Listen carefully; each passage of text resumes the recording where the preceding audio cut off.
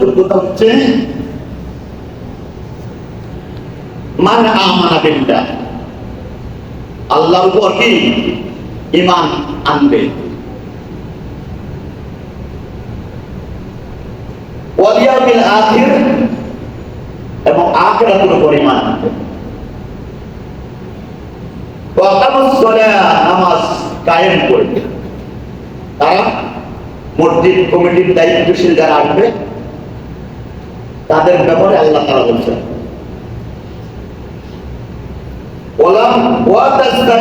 যাকাত আদায় করবে।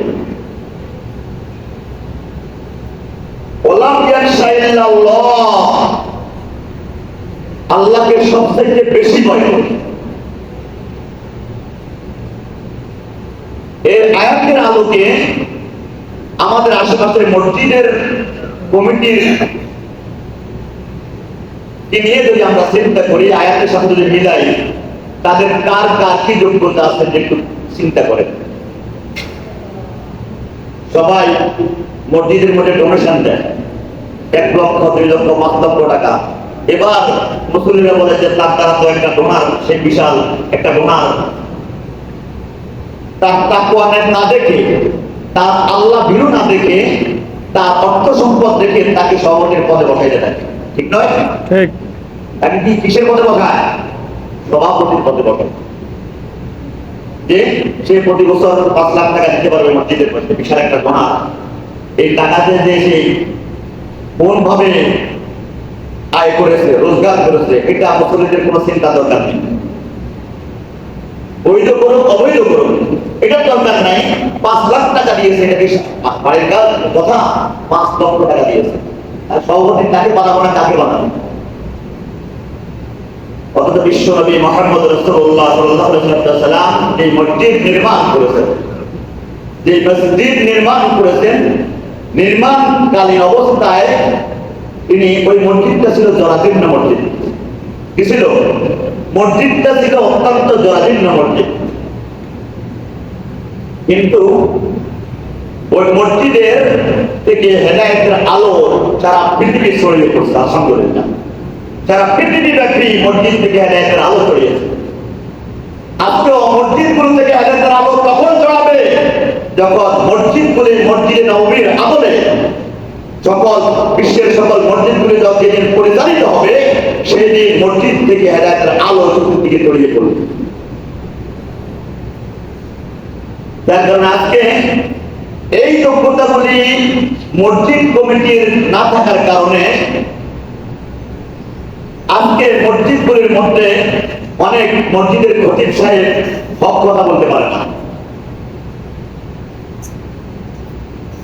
মসজিদের খতিব সাহেব যখন একটা কোরআনের আয়াত তেলাওয়াত করে, এই তেলাওয়াতের ব্যাখ্যা করতে যখন যায়, যদি ওই তেলাওয়াত, ওই আয়াতে কারিমাটা যদি সুদখোরের বিরুদ্ধে হয়, ওই সুদখোর ইমাম সাহেবের বিরুদ্ধে লেগে যায়।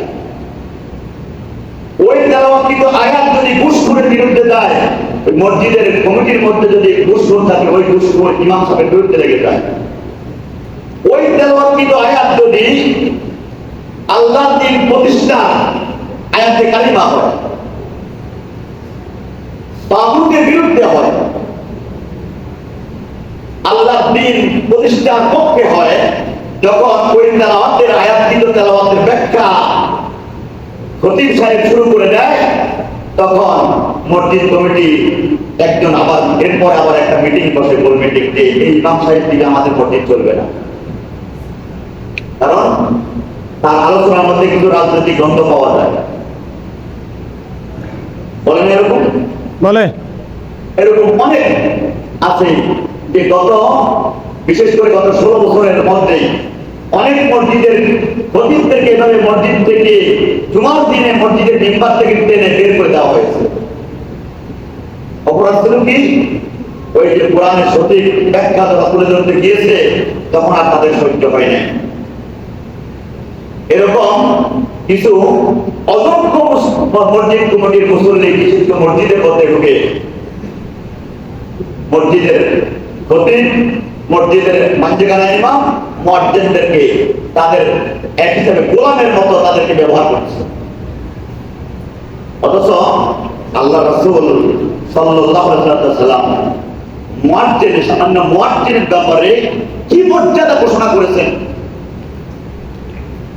যে বিশ্বনবী মুহাম্মদ রাসূলুল্লাহ সাল্লাল্লাহু আলাইহি ওয়াসাল্লাম যখন বলেছেন যে ইদা সামি'তুমুন নিদা ফাকুলু মিসলা মা ইয়াকুলুল মুয়াজ্জিন, যখন তোমরা মুয়াজ্জিনকে আযান দিতে শুনবে তখন মুয়াজ্জিন যেরূপ বলেন তদ্রূপ তোমরা বলবে, কারণ মুয়াজ্জিনের আযান যে পর্যন্ত পৌঁছে, আযানের আওয়াজ, এই আযানের আওয়াজ সারা পৃথিবীর কুল মাখলুক, সচেতন অসচেতন, জড়বস্তু জীববস্তু যেখানে বুঝবে ওইখানেই গাছপালা তরুলতা বৃক্ষলতা সবাই ওই আযান যিনি দিয়েছেন তার জন্য দোয়া করে। সুবহানাল্লাহ, সুবহানাল্লাহ। কি মর্যাদা যে মুয়াজ্জিনের আযানের আওয়াজ যে পর্যন্ত পৌঁছে ওই পর্যন্ত পশু পাখি গাছপালা তরুলতা তারপরে যত কিছু আছে সকল কিছু ওই আযান দেওয়ার জন্য যিনি দিয়েছেন তার জন্য আল্লাহর কাছে দোয়া করে এবং আল্লাহ তার মর্যাদা দিন দিন আরো বাড়িয়ে দেন। সুবহানাল্লাহ। শুধু তাই নয়, কিয়ামতের ময়দানে যারা এই মসজিদের দায়িত্ব মসজিদের খেদমত যারা করবে, মসজিদের পাঞ্জেগার ইমাম, মসজিদের মুয়াজ্জিন, মসজিদের খাদেম, কিয়ামতের ময়দানে তাদের শির সবচেয়ে বেশি উঁচু হবে।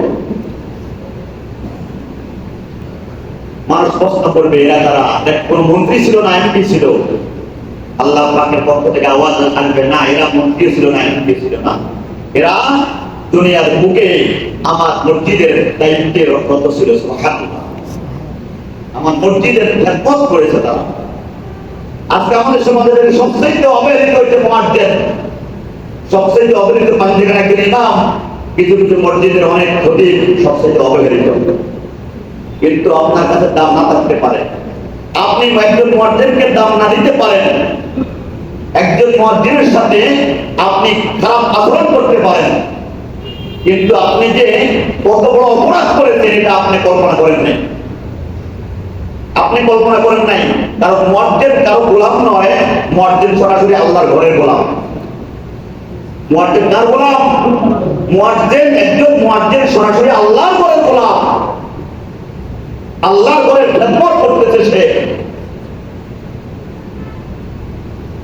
এজন্য অনেক মুসল্লি মসজিদের মধ্যে আসে, দেখা যায় নামাজের নিয়তের শেষে মুয়াজ্জিনের কোন দোষ ত্রুটি আছে কিনা এই নিয়ত করে আগে বেশি আসে কিছু মুসল্লি। আসে না এরকম? কিছু কিছু মুসল্লি আছে যে আমি মসজিদে যাবো, আগে দেখবো যে কোন জায়গা দিয়ে কোন মুয়াজ্জিনের কোন দোষ ত্রুটি খুঁজে পাওয়া যায় কিনা। কোন রকম যদি খুঁজে পাওয়া যায়, একজন চাকরের সাথে, একজন গোলামের সাথে যে আচরণ করে তার চেয়ে খারাপ আচরণ মুয়াজ্জিনের সাথে এরকম মুসল্লি করে, তাহলে আপনি নামাজ পড়ে কি লাভ হবে? কি লাভ হবে? আপনার ভাষা দিয়ে যে আরেকজন মানুষকে আঘাত করেছেন, কি আঘাত করেছেন আপনি কল্পনা করতে পারবেন না। আপনার জবাব যে দিয়েছেন আল্লাহ তাআলা, জবাব যে দিয়েছেন, জবাব দিয়ে তাকে কত বড় অপমান করেছেন। মুয়াজ্জিনের এই মর্যাদা শুনে সাহাবায়ে কেরাম জিজ্ঞাসা করলো, ইয়া রাসূলুল্লাহ সাল্লাল্লাহু আলাইহি ওয়াসাল্লাম, আমরা তো সবাই মুয়াজ্জিন হতে পারবো না। কি সবাই মুয়াজ্জিন হতে পারবো? সবাই তো মুয়াজ্জিন হতে পারবো না। মুয়াজ্জিনের মর্যাদা আমরা তো পেতে চাই। ইয়া রাসূলুল্লাহ সাল্লাল্লাহু আলাইহি ওয়াসাল্লাম, কি আমল করলেই আমরা মুয়াজ্জিনের সমপরিমাণ মর্যাদা পাবো? সুবহানাল্লাহ। বিশ্বনবী মুহাম্মদ রাসূলুল্লাহ সাল্লাল্লাহু আলাইহি ওয়াসাল্লাম বলেছেন, ও সাহাবারা, মুয়াজ্জিন যখন মসজিদের মিনার থেকে আযান শুরু করবে, মুয়াজ্জিন আযানের যে বাক্যগুলি মুয়াজ্জিনের মুখ দিয়ে বলবে, তোমরা যারা শুনবা, শোনার সাথে সাথে ওই বাক্যগুলি তোমরা মুয়াজ্জিনের পর পর ওই বাক্যগুলো বলবা।